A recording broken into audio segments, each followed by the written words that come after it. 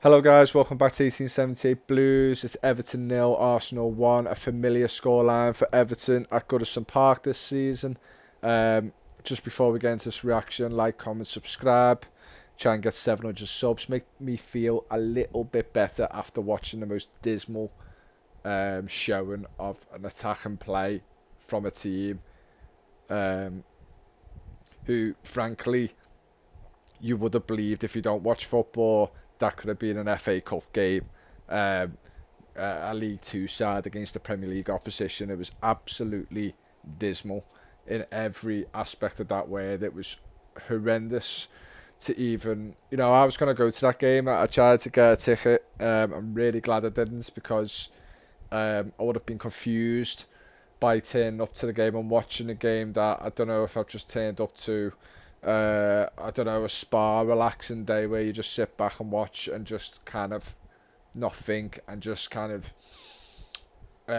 just watch whatever's in front of you go by, because I was just watching that game throughout and I just didn't believe for a single split second of my thinking that we could even get in their box, never mind score, get in their box. It was absolutely pathetic.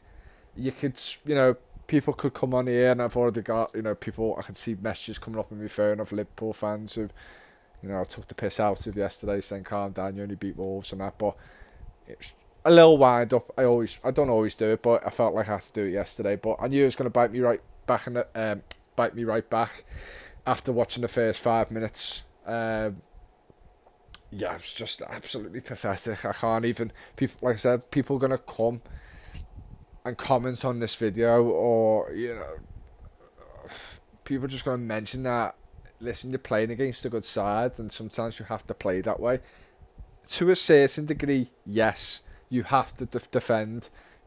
Most likely you can't full on attack in this game because you're going to leave spaces in behind, and you've got quality players from Arsenal who have, obviously in very good form at the moment.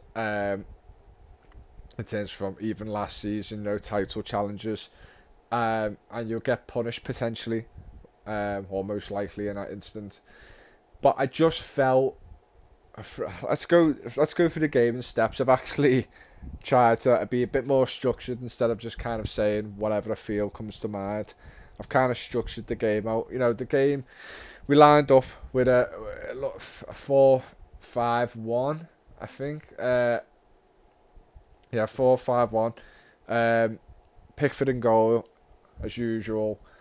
Ashley Young replacing Patterson. You've got Bramthwaite, Tarkowski, Mikalenko's back on the side.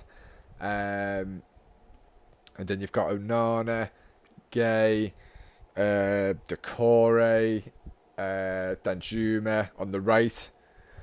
And McNeil on the left, and then Beto up front. I wasn't completely against that lineup.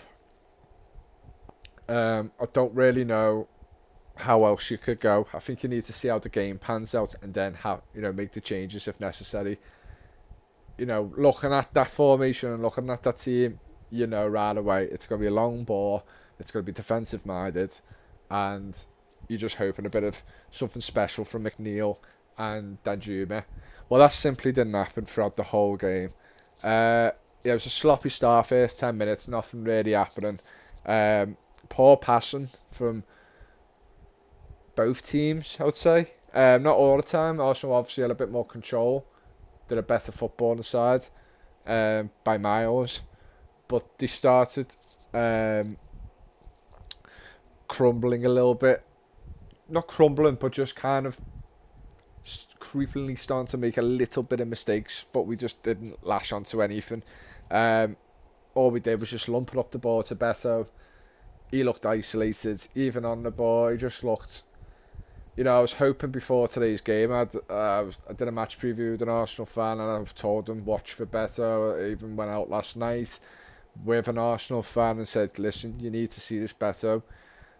Back of my mind as well, I was going, well, we hasn't played anyone against like a Gabriel and Saliba, who are very physical, very strong defensive players. Always going to be a tough challenge, but I believed, just from what I've seen and his strength himself, I believe he could do something about it. You know, be a trouble for Arsenal, and throughout the game, I could have been up front, and had the same impact. Yeah, and after that, I said nothing much. Few half chances for Arsenal, getting into good areas, but nothing. And then they get a goal. The ball's in the middle of the park. I think Gabriel, actually no, maybe Saliba, I think tried to clear the ball, or at least passes to someone. It hits off Beto, falls into the path of Nketiah in the middle. He lays it off or bundles it off to Vieira, slides through to Martinelli. Martinelli cuts in, and a beautiful finish by Martinelli, but it was ruled offside.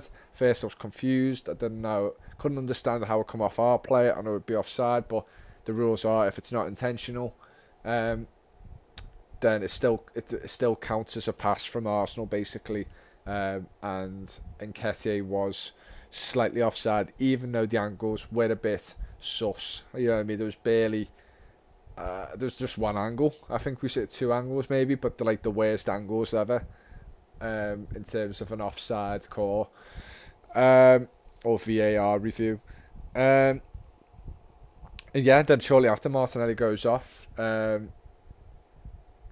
Seems like he'd done some damage to his knee or the back of his knee or something with his leg. Thought he had a bit of like he needs to get his leg stretched or whatever. A bit of cramp. But yeah, he went off, and then Trossard come on, and in my opinion, just before we get into all of the rest of it, Trossard to me, before what happened, was the best player for Arsenal in my eyes, in terms of the player just seemed to have composure and control on the ball. Just always looked a bit of a threat. Yeah, we slowly start to get into it. I mean, if I could be praising of Everton, we started to get into it by just bundling players out the way, trying to be physical, but again, sloppy passes, and us being physical was something Arsenal wouldn't be fond of. You know, when you look at their lineup, I expected Havertz to start. He didn't. They had a load of technical players, smaller players on the pitch, who tried to get in between our defensive line into pockets, but yeah, I thought we would have, you know, dealt with that like we have in other, you know, seasons. You know, the Arsenal haven't won at Everton in 6-7 years. The record's been horrendous, and yeah, when it started happening, when it became a physical game from that about the 25-minute spell to the end of the half, you know, you believe in yourself, going, you know, Everton's still got a chance here. You know, Arsenal have kind of been quite wasteful in possession. Not really troubled our goalkeeper, and we haven't even gone into breathing distance of their goalkeeper. And yeah, you know, there's a couple of chances of White from far out, good strike on the ball, but straight at Pickford. And then Idrissa Gay as well with the long range effort, which I am actually sick of seeing Idrissa Gay striking for long distance. He doesn't score. Especially doesn't score outside the box as well, so I don't know what he's thinking. But it was good at that stage to get a shot off. I think we only had a shot before then, maybe. I can't even remember if we did, to be honest. But to get a shot off, basically, and just say, you know, get your little foot in the game, kind of stop embarrassing ourselves of having no shots. Yeah. You just think half time, and then you're like, you don't know where this is going to go. I was hoping, and I kind of knew that Arsenal were going to come out of the traps in the second half, just because it was just a bit too slow from Arsenal, in my opinion. I think it suited Everton, even though we wasn't really doing anything with the ball. It was just a real hard watch, even for the neutral. It was absolutely a boring game to watch. I believed, you know, I was really annoyed with the likes of Onana in the first half. Every player I was annoyed of, but especially Onana. I think you got that physical presence in the middle, and he just, to me again, he just doesn't make use of it. should be that driving force. You know, it's a guy who I think believes his own hype around him, but I don't. You know, it's not helping as well when he's playing for the national. You know, for Belgium first team, and he's playing full games for them, and you know it's an important position on the pitch. And if Belgium, who are I think still number one ranked team in the world, maybe not now with Argentina winning the World Cup, he's going to gain confidence off that. But I just don't. He just doesn't do enough for me. He really doesn't, and I don't want to put too much pressure on him. But I just believe, you know, the way he acts on the pitch as well gives this kind of sense of confidence. But to me, he doesn't do enough as a midfielder. But yeah, second half start, Arsenal comes out the chaps. Odegaard has a shot at Pickford after decent play. Yeah, they're just out the traps, quicker passing, and cut us open quite a few times throughout the second half. Yeah, a few good, like even some like direct balls as well from Zinchenko, especially just clipping some balls into good areas. Trossard getting on the end of it. What have I wrote here? Yeah, a few blocks from Everton. Desperate defending. You know, there's many moments in the second half where we had 11 men behind the halfway line. So it was real deep defending. I think, as you would know, it was looking like a potential, you know, Sean Dyche masterclass again, even though you wouldn't know where the goal was going to come from. It had to be like a horrendous mistake from Arsenal or lack of concentration for us to do anything. I thought Arsenal was spot on for most of the game, well, for really majority of the game, all of the game. They didn't give us a sniff. Yeah, they had a shot as well from outside the box. A possible claims of handball, which was his hand looked like it was close to like on the line, which I don't know if that counts then, but his body was outside the box, so I was a bit nervous that I was going to go to VAR, but yeah, result was, you know, it wasn't given. Arsenal's corners as well, taking their time. I don't know why they was taking so long with the new rules coming out and nothing was getting done about it. You could see what they was trying to do. They had two players at the corner, and just trying to play it out that way because they know we've got strong defenders. From a dead ball situation, that, you know, they've got very good players who can score goals from corners like Gabriel, Saliba, threats in the box and that. But you know, they tried to make us move. You know, once they pass to the player, and then there's two players in the corner basically, and they try and pass it out, switching sides. Just trying to make the players move and get more space for their defenders to score, or attacking players.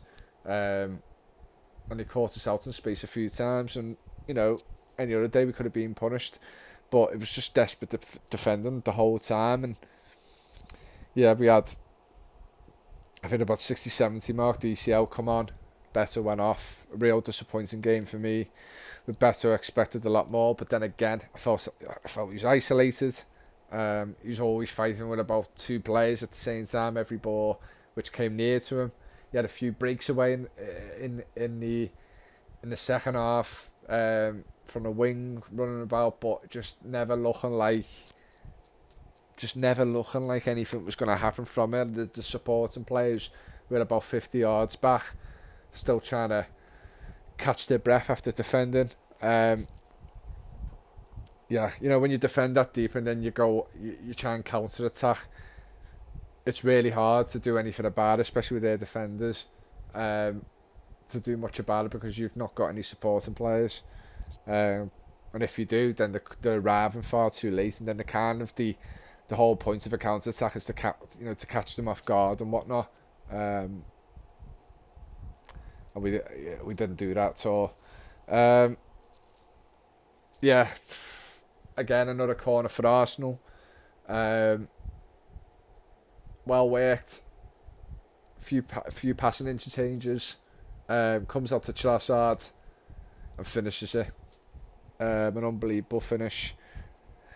Off the inside of the post and goes in. And you was just waiting for it, wasn't you? I could argue all day that someone should have been tracking him. He was on his own, which is crazy to me that players are unmarked in the box, especially players like him. Um, yeah, you know, the goal went in, and I just expected it.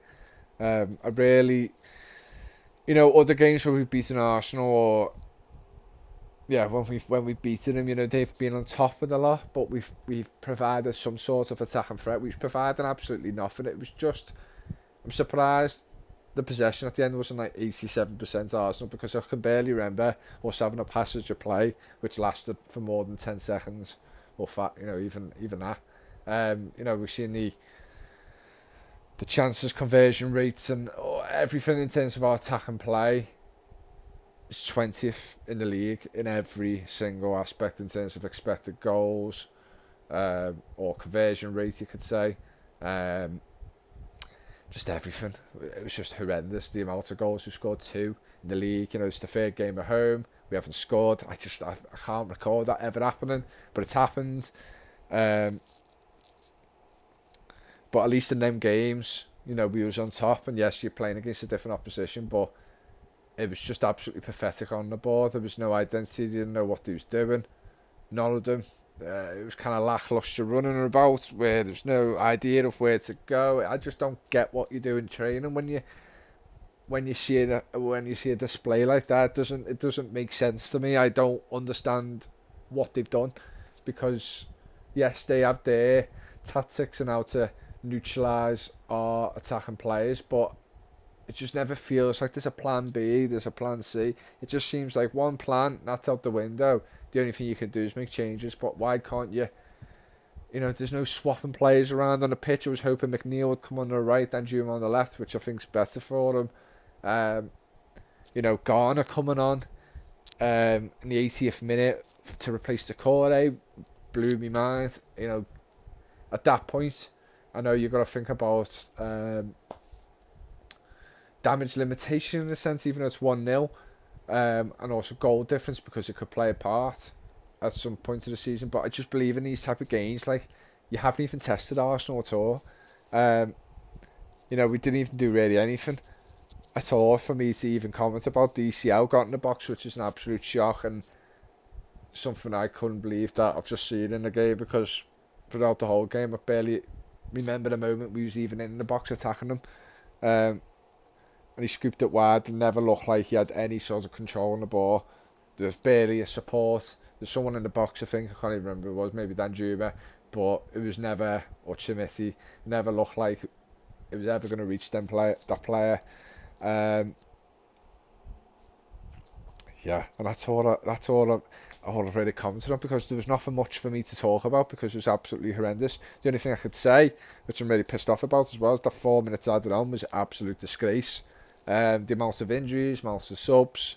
You've seen many games this weekend going into 112 minutes game of football, and this one there's a few head injuries, players rolling around.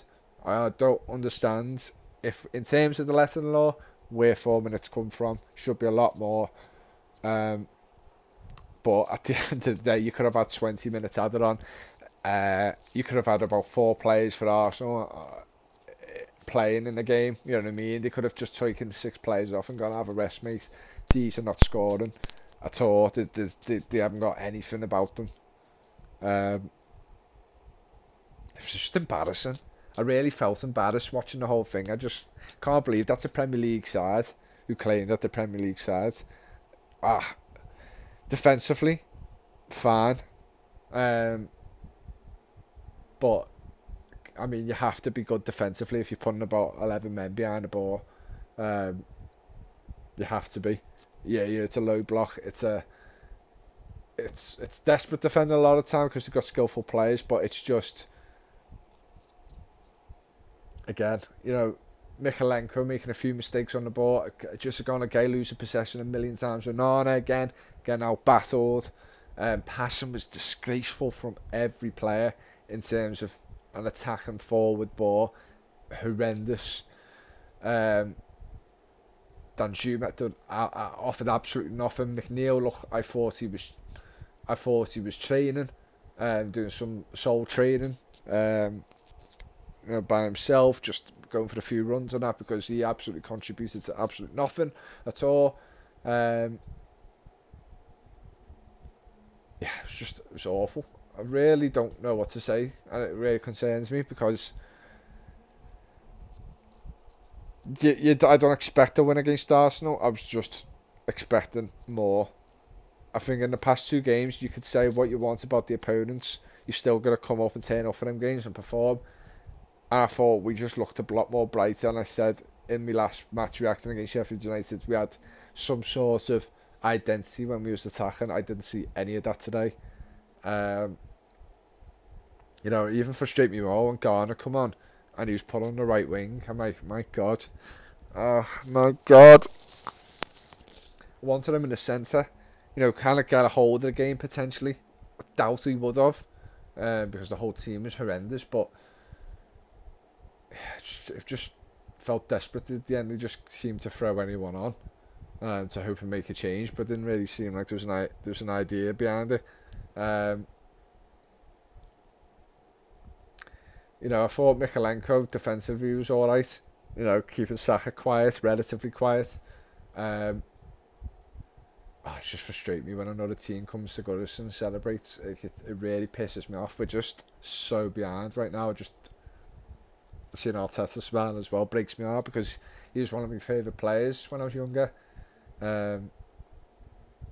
Fucking hell. Six years since they last won at Goodison. So now they've got that out the way. We haven't got our little thing against the team. An advantage for us. We haven't even got that now. I don't want to. My concern is we've played against 2 sides who are, going to be in the top half of the league, fighting for things. In terms of Aston Villa and Arsenal, and we've been absolutely horrendous in both of them.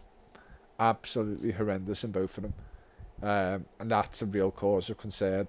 And the games we're playing against teams who we should, even though we haven't got a right to beat anyone because of the way we are, we should be competing and should be getting something out of, like the likes of Fulham, Wolves. We haven't. Sheffield United made me feel like we could have turned around a corner, even though people go, it's just Sheffield United at home. They're going to be desperate for points. At that time, it feels like a 6-pointer already, so it's going to be a tough game for us. And we've got a point to show for 5 games, which really worries me now. If Brentford away next week, no easy task. No easy task whatsoever. They're very strong at home, Brentford. We haven't got a particularly great record against Brentford. I'm not confident.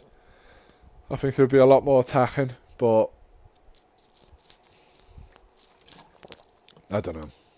I'm not confident after what I've just seen. It's really put a downer. I think if you got beat, it is what it is. But if we had chances in the game, we played better, it would again still make me feel, despite our position and the outsiders having their opinion of what we're like, I as an Evertonian would feel a lot better. But after seeing that today, it's really put me on a bit of a down mood now. It does concern me greatly.